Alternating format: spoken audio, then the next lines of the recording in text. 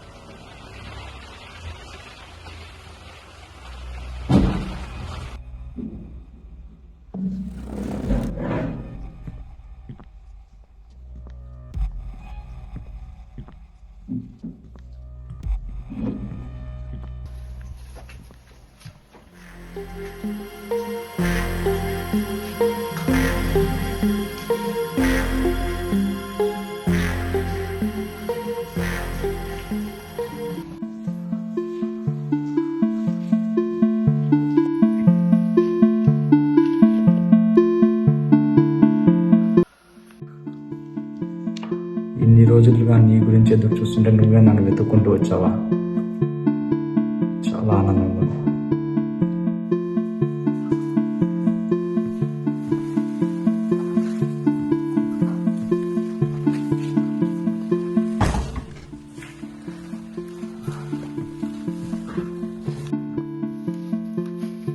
ఈ విషయం వెంటనే అతనికి చెప్పాలి.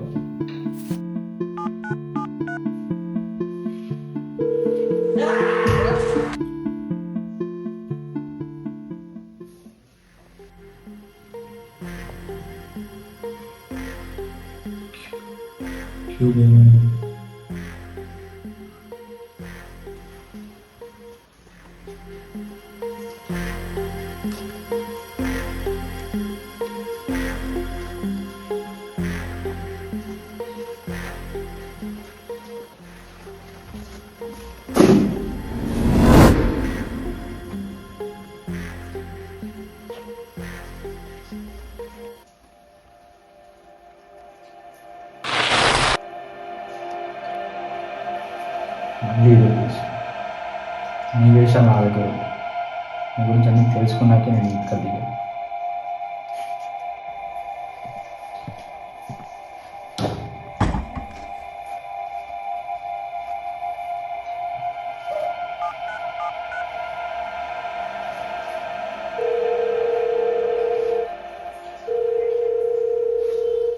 రే అబ్దుల్ ఎక్కడున్నావు?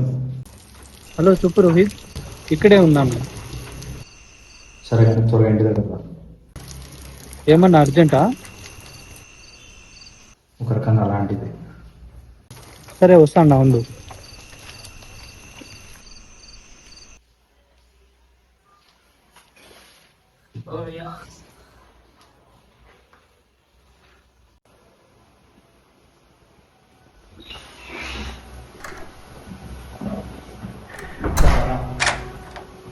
ఏమైందిరా త్వరగా రమ్మన్నావు? ఇదెంతో తెలుసా? ఇది ఒక రూబిక్స్ క్యూబ్, పిల్లలు ఆడుకునేది. అరే పిక్కోడా, ఇది రూబిక్స్ క్యూబ్ కాదురా. మన ఊర్లో చాలా సస్పిషియస్ గా చాలా చాలా విషయాలు జరిగినాయి. నీకేమైనా తెలుసా? నేను విన్నాను. ఏమైంది? దాని అన్నింటికి మూల కారణం ఇది. ఏమరా తాగేసావా? నాతోనే జోక్ చేస్తున్నావా? సరేరా, నీకు జోక్లా అనిపిస్తున్నావు, ఒకసారి ఇక్కడ చూడు.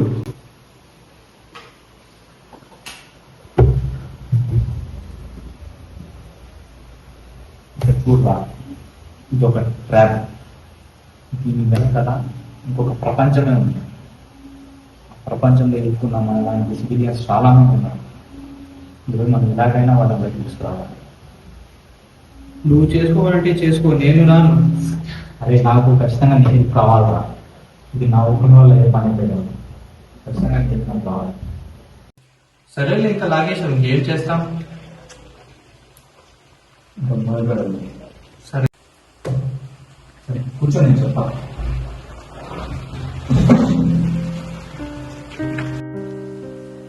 నువ్వు చెప్పినట్టు అది చూపే, కానీ దాని వెనకాల చాలా మెకానిజం ఉంది. అది మనం అనుకుంటున్న వరకు కానీ కొద్దిగా మనకి అన్వాంటెడ్ సాల్వ్ చేయడం అంటే నా రీసెర్చ్ బట్టి నాకు తెలిసింది అది. కానీ దాని వెనకాల ఒక ప్రపంచంగా ఉంది. దాన్ని నార్మల్గా ఇప్పుడు కొంతమంది ఎవరో ఒక సైన్స్ దాని గురించి ఒక ఆర్టికల్ రాస్తారు. ఏమో రాస్తానికి అంటూ అంటే ఒక నరకానికి తలుపులాగా అన్నమాట. అంటే ఇంకా అర్థం చేసుకుని దానిలో ఎంత మీనింగ్ ఉందో, దాని వెనక ఎంతమంది ప్రాణాలు కోల్పోయారు, వాళ్ళు ప్రాణాలతో ఉన్నారా బతుకున్నారా అన్నది ఇప్పటికీ తెలియదు. అదొక మిస్టరీ. సో ఈరోజు మనం దాచేయలేదు. దానివల్ల చాలా మంది లైఫ్, చాలా మంది పేరెంట్స్ వాళ్ళ కొడుకుని, వాళ్ళ తండ్రుల్ని, వాళ్ళ బతికి ఏమంటారు? సరే చేద్దాం.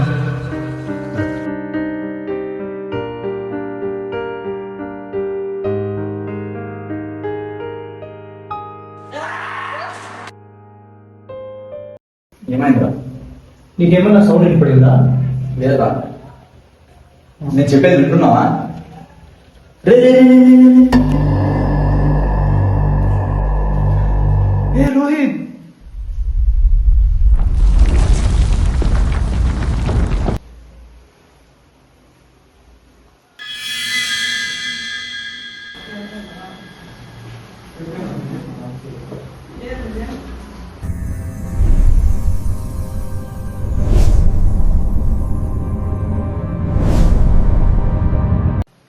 ఏ రోహిత్, ఇరుక్కునేసావారా?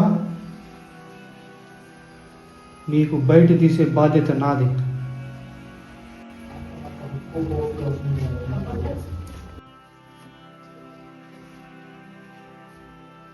దీనిలో నువ్వు నా వల్లే ఇరుక్కున్నావు. దీనికి మూల కారణం ఎవడో ఒకడు ఉంటాడు. దీన్ని ఛేదించే చూస్తావు.